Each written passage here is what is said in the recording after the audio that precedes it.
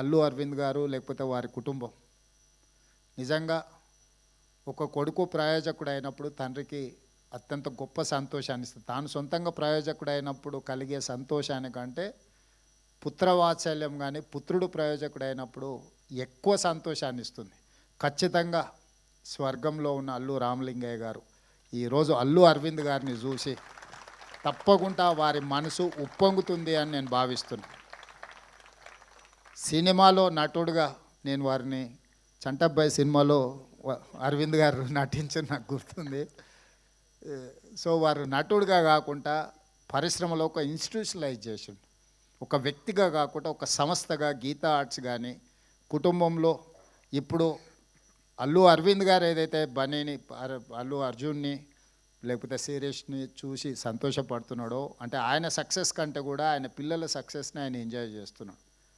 So Allu Ramalingaiah గారు, అల్లు అరవింద్ గారు, ఈరోజు బన్నీ వీళ్ళ సక్సెస్ స్టోరీ చాలామందిని ఇన్స్పైర్ చేస్తుంది. చాలామంది సక్సెస్ వెనకాల ఉన్న వాళ్ళ హార్డ్ వర్క్ని అర్థం చేసుకోవాలి. హార్డ్ వర్క్ అర్థమైనప్పుడు మనకు ఆ వ్యక్తుల పట్ల గౌరవం పెరుగుతుంది. సినిమా సక్సెస్ అవ్వడం, ఫెయిల్ అవ్వడం, బాగుంది బాగాలేదు, 100 రూపాయలు పెట్టి టికెట్ కొనుక్కొని మనం జడ్జ్ చేయొచ్చు. అంతకంటే మనకి ఎక్కువ ఇన్వెస్ట్మెంట్ కూడా అక్కర్లేదు. 100 రూపీస్ టికెట్ కొనుక్కొని సినిమాకి పోయినప్పుడు బయటకు వచ్చేటప్పుడు మనకు కావాల్సింది మనం మాట్లాడుకోవచ్చు. కానీ ఆ సినిమాని తీయడానికి దాని వెనకాల ఉన్న శ్రమ, కఠోరమైన దీక్ష, అట్లాంటి వాటిని మనం అందరం గుర్తించాలి.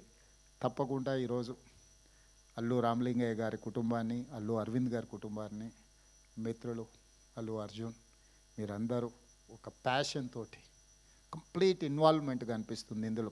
ఇంచ్ టు ఇంచ్ మీరు ఇష్టపడి, మనం మొదటిసారి ఇల్లు కట్టుకున్నప్పుడు, మొదటిసారి అంటే పెళ్ళి అయిన కొత్తలో మొదటిసారి ఇల్లు కట్టుకున్నప్పుడు మనకు ఒక రకమైన కన్విక్షన్, కమిట్మెంట్, ఒక భావోద్వేగం ఉంటుంది. ఈరోజు ఈ థియేటర్ పనితనంలో అల్లు అరవింద్ గారిని చూపిస్తూ డైరెక్టర్స్ గురించి కానీ వీళ్ళందరి గురించి చూపించినప్పుడు ఇంచ్ టు ఇంచ్ ఆయన ఇష్టపడి కట్టుకున్నది వారి మాటల్లోనే ఆ ఆనందం కనిపిస్తుంది. నాకు సమాచారం చెప్పడానికంటే కూడా తను పడ్డ శ్రమ ఈరోజు ఇక్కడ మన అందరం వచ్చి చూడడం ద్వారా మనం అది చూసే దాంట్లో మన కళ్ళల్లో ఒక మెరుపు కనిపిస్తే వారు చాలా సంతోషపడుతున్నారు. ఎందుకంటే నేను నిజంగా కష్టపడ్డది ఈరోజు దీనికి ఒక గుర్తింపు వచ్చింది అని. సో డెఫినెట్గా ఈ డాల్బీ థియేటర్ దేశంలోనే మన రాష్ట్రానికి, మన నగరానికి పేరు తెస్తుంది. ప్రభుత్వం వైపు నుంచి సంపూర్ణమైన సహకారాన్ని అందిస్తాం. భవిష్యత్తులో అల్లు అర్జున్ ఇంకా రాణించాలి. పాన్ ఇండియానే కాదు, హాలీవుడ్లో కూడా రాణించాలి. అంటే అక్కడికి కూడా రీచ్ అవ్వాలి మన సౌండ్. మనం ఇప్పటి వరకు తెలుగులో సినిమా తీస్తే హిందీ సినిమాతో పోటీ పడమని చెప్పుకునే వాళ్ళ కలెక్షన్స్లో నటించాల్సిన అవసరం లేదు. ఫైనాన్షియల్స్ వర్కౌట్ చేసిన టెక్నికల్గా మనం సౌండ్ వాటితో పోటీ పడి ఒక అవతార్ మూవీని టెక్నికలీ సౌండ్ అని వాళ్ళైతే జురాసిక్ పార్క్ని ఎట్లయితే అనుకుంటున్నారో ఆ సినిమాలతో పోటీ పడే విధంగా మన సినిమాలు తీయడం, మన సినిమా నటులు కూడా వాళ్ళతో పోటీ పడే విధంగా నటించగలిగినప్పుడు మనం హాలీవుడ్తో కాంపీట్ చేసినట్టే. మన లాంగ్వేజ్ బ్యారికేడ్స్ అనేది పోయింది. ఇప్పుడు లాంగ్వేజ్ అనేది పెద్ద ఇష్యూయే కాదు. The talent is issue.